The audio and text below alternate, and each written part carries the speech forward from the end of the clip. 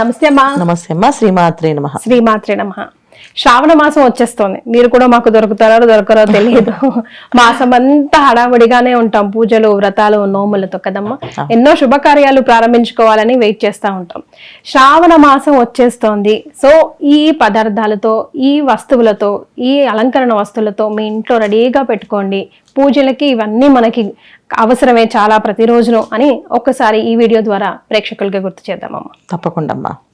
అంటే శ్రావణ మాసమే కాదు నాన్న, ప్రతిరోజు ఒక సుహాసినికి ఉండవలసిన లక్షణాలు ఏంటంటే, శ్రావణ మాసంలో ఏదైతే శ్రావణ శుక్రవారం రోజు మనం ఏం పాటిస్తామో అది ప్రతినిత్యం ఉండాలి, ప్రతిరోజు ఉండాలి. ఇప్పుడు శ్రావణ మాసంలో ఏదైతే అమ్మవారికి మనం పూజ చేయాలని పొద్దున్నే లేచి స్నానం చేసి ఆ దేవుడి కోసం తపన పడుతూ ఆ రోజంతా ప్రసాదాలు, అమ్మ ఇది బాగా రావాలి, ఇది బాగా వస్తుందో రాదో అని రుచి కూడా చూడకుండా చేస్తారు కదా. అమ్మో ఇంత సరిపోతుంది తెలిసి జాగ్రత్తగా వేసుకోవాలి, లెక్క గొలుస, అంత శ్రద్ధ బాధ్యతగా ఎంతో చక్కగా చేస్తారు అమ్మవారికి. ఆ చక్కదనం అనేది ప్రతిరోజు ఇంట్లో ఉంటే శ్రావణ మాసంలో వరలక్ష్మి రోజు వరాలు ఇచ్చిన ఆవిడ ప్రతిరోజు ఇస్తుంది మరి. ఎందుకంటే మహాలక్ష్మి ఎక్కడ ఇంట్లో ఇల్లాలు నవ్వుతూ ఉంటుందో అక్కడ ఆవిడ ఉంటుంది, ఎక్కడ వాదించుకుంటారో అక్కడ ఆవిడ ఉండదు. ఇప్పుడు నువ్వెంత అని మాట్లాడుకున్నావు అనుకోండి, ఇక అక్కడ సిరి నిలబడదంట, వెళ్ళిపోతుంది ఆవిడ. నాకెందుకు ఇక్కడ, అసలు ఇక్కడ ఏం పని ఉంది అసలు అని చెప్పి అనుకోండి. అందుకని శ్రావణ మాసంలో ఇలాంటి జరగకుండా చాలు. ఇప్పుడు ప్రతిరోజు చేయొద్దనంటే ఇప్పుడున్న ఆధునిక కాలంలో అందరూ చాలా వరకు మారిపోయారు మనుషులు. ఒకప్పుడైతే చక్కగా భర్తకి కాళ్ళ నమస్కారం చేయమన్నా, ఎదురు రమ్మన్నా, కాళ్ళు కడగమన్నా చాలా ఆనందంగా చేసేవాళ్ళు. ఇవాళ వరలక్ష్మి రోజు ఒక్కరోజు చేస్తారు, ఆ ఒక్కరోజు వాళ్ళు కూడా చాలా హ్యాపీగా ఫీల్ అవుతారు, వాళ్ళు మామూలుగా కాళ్ళు కడుగుతున్నారు మరి. సో అందుకని అదొక వాళ్ళకి ఆ ఒక్కరోజు చేస్తే అదేదో మొత్తం సంవత్సరం అంతా వచ్చిందని అనుకుంటున్నారు కనుక ప్రతిరోజు ఏంటంటే శ్రావణ మాసం మొదలైన దగ్గర నుంచి ఇంట్లో ఇల్లాలో నవ్వుతూ ఉండాలి. అట్లీస్ట్ ఇప్పుడు మన 41 రోజు దీక్ష అంటాం కదన్న, అలా దీక్షలాగే తీసుకోవాలి ఈ శ్రావణ మాసంలో. ఎందుకంటే ఒక్క వరలక్ష్మి రోజు ఒక్కరోజు బాగుండి చేసేసుకుంటే మిగతా రోజు అన్ని అరుచుకుంటామంటే ఆ ఒక్కరోజు కావాల్సిన పుణ్యం మనకు వస్తుంది. మరి చేయకుండా పనులు ఉంటాయి కదా. మరి శ్రావణ మాసంలో కార్తీక మాసము, మార్గశిర మాసము, ఆశ్వీజ మాసాల్లో కొన్ని పనులు ఆడవాళ్ళు చేయకుండా పనులు ఉంటాయి. ఇవన్నీ లెక్కలోకి వస్తాయి కదా. అవన్నీ మనం మళ్ళీ కర్మ, మనం చేసుకునే కర్మలు అన్నమాట. సో మనం చేసుకునే కర్మల్లో ఒక కర్మ ఏంటంటే పొద్దున్నే లేచి స్నానం ఆచరించి మహాలక్ష్మి అష్టకం చదువుకుంటూ మొదలవ్వాలి ప్రారంభం. అది అమ్మవారి దగ్గర కొంచెం చదవట్లేదు, స్నానం చేసేసరికి మహాలక్ష్మి అష్టకం నోటికి వచ్చేస్తాయి. ఎవరికైనా 8 శ్లోకాలు, పెద్ద కష్టం ఉండదు. నేర్చుకున్నారంటే లేకపోతే స్నానం చేయగలను, పసుపు వేసుకుని నీళ్ళల్లో కాస్త పసుపు స్నానం రోజు చేసుకోవాలి శ్రావణ మాసంలో. ఈ పసుపు స్నానం చేయడం వల్ల ఏంటంటే మనసుకి ఏ విషయమైనా అంత తొందరగా రియాక్ట్ అయ్యే గుణం రాదు. ఓకే. ఈ పసుపుతో స్నానం చేయడం వల్ల, అంటే పసుపు వేసుకొని పసుపు తినమని చెప్పింది ఎందుకంటే కాస్త ఆలోచన శక్తి పెరుగుతుంది మనకి. సో ఎందుకు మాట్లాడాలి, ఎందుకు కోపంగా మాట్లాడాలి, ఎందుకు ఆవేశం రావాలి అనే దాని మీద కొంచెం ఆలోచిస్తాం, కాస్త ఆగుతారు. ఆ చిటికెడు పసుపు నీళ్ళలో వేసుకొని లేదా మొహాన్ని రాసుకొని స్నానం చేస్తే చాలా విశేషం. శ్రావణ మాసంలో ఇల్లు గుమ్మాలన్నీ కూడా ముందు రోజు శుభ్రం చేసుకోవచ్చు, అమావాస్య రోజు ముందు రోజు కూడా చేసేసుకోవచ్చు. శ్రావణ మాసమే చేసుకోవాలని లేదు, ఏదో మాసమే చేస్తే ఆ మాసానికి అంతా ఉంటుందని ఏమి ఉండదు. ఎప్పుడైనా సరే దేవుడి రూమ్ లో మనకి ఎప్పుడైనా కాస్త ఆయిల్ వెలిగింది అనుకోండి, వెంటనే క్లీన్ చేసేవచ్చు. అది శుక్రవారం అని, శనివారం అని, గురువారం అని ఏం ఆలోచించట్లేదు, వెంటనే తీసి తుడిచేయాలి. ఎందుకంటే శుభ్రంగా లేకపోతే మనం ఉండలేం కదా. అలా అమ్మవారు ఎలా ఉంటుంది, చాలా మంది అంటే అయ్యో వాళ్ళు శుక్రవారం కదా, శనివారం చేయాలి కదా, అంటే బుధవారం చేయాలి కదా ఆగుతారు. అలా ఏమదు, పరిశుభ్రంగా నీట్గా ఉంచుకోవాలి దేవుడి రూమ్ని. ఎంత అందంగా ఉంచితే అంత ఆవిడ అంత ఆనందంగా ఉంటుంది మన ఇంట్లో. సో అందుకని దేవుడి రూమ్ విషయంలో ఆ ముందు రోజు వాళ్ళకి ఎప్పుడు వీలైతే అప్పుడు చేసేసుకోవచ్చు. అది శుక్రవారం రోజు వస్తుంది కనుక శుక్రవారం తుడుచుకోకూడదు, శుక్రవారం బుద్ధులు దులుపుకోకూడదు. నిజమే, ఎందుకంటే శుక్రవారం మహాలక్ష్మి గుమ్మంలోకి వస్తుంది. పొద్దున్న 6 గంటలకి ఆవిడ వచ్చే వేళలు పొద్దున్న 6, సాయంత్రం 6 గంటలకంట. ఈ 6 గంటలకి ఎవరైతే వాకిట్లో ఎంత అందమైన ముగ్గు వేస్తారో ఆ ముగ్గు చూసి వస్తుందండి ఇంట్లోకి. అందుకే ఇప్పుడు అందరూ ముగ్గులు పోటీల్లో వేసేవాళ్ళు, ముగ్గులు పోటీలు నడిచేవి వాళ్ళకి, ముగ్గులు పోటీలు ఉండేవి. ఇప్పుడు అవి ఏం లేవు కానీ ముగ్గులు ఎంత బ్రహ్మాండ ముగ్గులు అంటే అంత పెద్ద పెద్ద ముగ్గులు వేసేవాళ్ళు.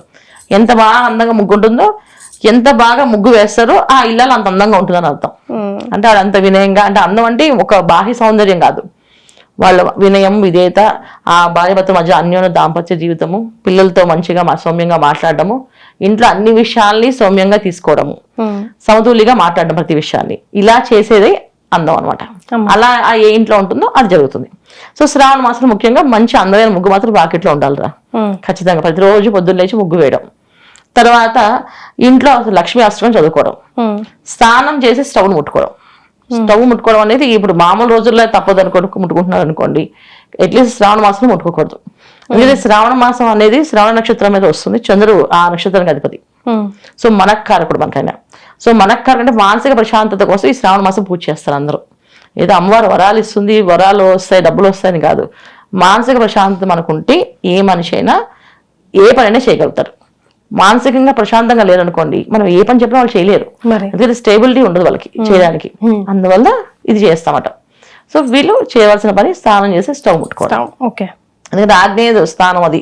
ఆగ్నేయంలో దీపం వెలిగిస్తున్నాం అంటే ఖచ్చితంగా ఆ రోజు స్నానం చేసి వెళ్ళాలి. ఆగ్నేయానికి ఏదైతే అధిదేవత అగ్నిదేవుడు ఉన్నాడో, మనకి ప్రతిరోజు ఏదైనా డబ్బు కావాలి రావాలి అంటే ఆ అగ్నిదేవుడు ఒక అనుగ్రహం ఉండాలంట, అప్పుడే డబ్బులు వస్తాయి.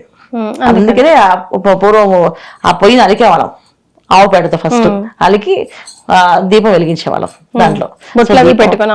అవును, అమ్మమ్మ నాన్నమ్మలు బామ్మలు చేసేవారు. ఇప్పుడు చేస్తారు. ఏదైనా పండుగ వస్తే మొత్తం దానికి ఫస్ట్ పొయ్యిని అలికేసి ముందు దానికి దీపం వెలిగించి అక్కడ దాంట్లో దీపం అంటే ఇంటికి దీపం ఇల్లాలు అంటే దేవుడి దీపం కాదు, ఇంట్లో ఇది పొయ్యిలోని దీపం వెలిగించడం అనమాట. సో దాన్ని మేము దీపం అంటాం. అలా దీపం అలా వెలిగించి ఫస్ట్ అక్కడి నుంచి ప్రారంభించాలి. సో ఉన్న స్టవ్ కాస్త పసుపు రాసి కొంత బొట్టు పెట్టుకొని ఒక గిన్నె పెట్టినప్పుడు ఫస్ట్ ఏదైతే పెడతామో పాలగింత మొదలు పెట్టాలి.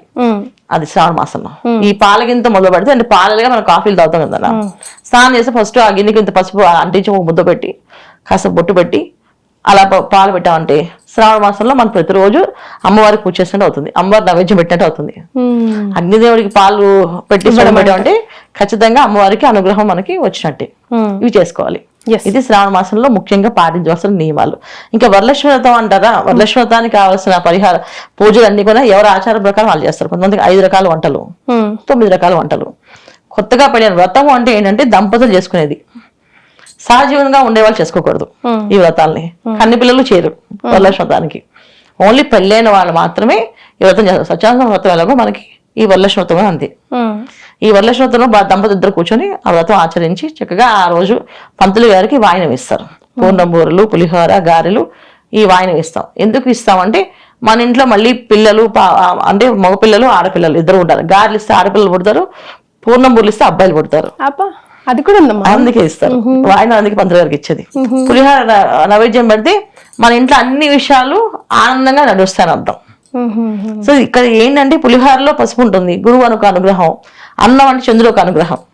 శనగలు అంటే చల్లదనం కోసం, అంటే గురువు ఒక అనుగ్రహం కోసం ఇస్తాం. ఇక బట్టలు ఇవ్వడం అనేది ఏంటంటే శుక్రుడు ఒక అనుగ్రహం. అంటే మనకి వస్త్రాలకి ఎప్పటికీ లోటు లేకుండా, అంటే మన పెద్దవాళ్ళు చెప్తారు తిండికి బట్టకి లోటు లేకుండా ఉండాలి అంటారు. ఈ తిండికి బట్టకి లోటు లేకుండా ఉండడం కోసమే ఇది అందరికి తాంబూలం ఇచ్చేది. అందుకే వస్త్రదానం, పసుపు కుంకాలు. ఎంత పసుపు కుంకాలు దానం ఇస్తే ఏంటంటే మనకు కూడా ఎంత ఇస్తే అంత ఇస్తుంది ఆవిడ అమ్మవారు. అందుకే అక్షయంగా మారుతుంది కనుక మనకి ఎప్పటికి కావాల్సింది ఆడవాళ్ళకి పసుపు కుంకాలే కనుక. సో పసుపు కుంకాలు, ఈ పసుపు కుంకం వల్ల కుజుడుకు అనుగ్రహం కలుగుతుంది, శుక్రుడుకు అనుగ్రహం కలుగుతుంది, గురువుకు అనుగ్రహం కలుగుతుంది, చంద్రుడికి అనుగ్రహం కలుగుతుంది, రవి యొక్క అనుగ్రహం కలుగుతుంది. ఈ నవగ్రహాల అనుగ్రహం కోసమే ఈ తాంబూలం అనేది ఇచ్చేది ఆ ముత్తైదులకి. అది అందుకే ఇస్తున్నమ్మ వాయనం, పుస్తున్నమ్మ వాయనం, పుచ్చుకుంటున్నమ్మ వాయనం అని చెప్పి అంటారు. ఈ వాయనాలు ఇవ్వడానికి కారణం కూడా అదే రీజన్. సో శ్రావణ మాసంలో ఎంత బాధ్యతగా ఎంత శ్రద్ధగా మనం ప్రతిరోజు చేస్తామో ఆ సంవత్సర కాలంలో మనకున్న జాతకంలో ఉండే దోషాలన్నీ కూడా నివృత్తి అవుతాయి. ఇది ఒక 41 రోజులు దీక్షగా చేసుకోవాలి. చేసుకుంటే బ్రహ్మాండంగా సాగుతుంది. అమ్మ పసుపు కుంకుమ అక్షతలు అయితే మామూలుగా ఎట్లా తయారు చేసుకోవచ్చు? అవి పువ్వులు ఇలాంటి ఇంకా ముత్తైదులకు కావాల్సిన వరలక్ష్మి వ్రతానికి సంబంధించి ఇప్పుడు మామూలు ముత్తైదు తాంబూలం అంటే ఏంటంటే ఉన్నంత వరకు గొప్పగా ఇవ్వాలి తాంబూలం. ఆ గొప్పగా ఇచ్చే తాంబూలంలో ఏమి ఇస్తున్నాం అనేది చూసుకోవాలి. సో మనం గొప్పగా ఇవ్వగలిగితే బ్లౌజ్ పీసు, చీర జాకెట్ అది ఇవ్వడం చాలా ఉత్తమం. ఒక ముత్తైదుకి చీర జాకెట్ పెట్టడంలో ఉన్న గొప్పతనం ఇంక దేంట్లోనే రాదు. ఇంకా పూర్వం రాజులు వాళ్ళ కాలంలో అయితే బంగారం బరణులు, వెండి బరణులు ఇచ్చేవాళ్ళు.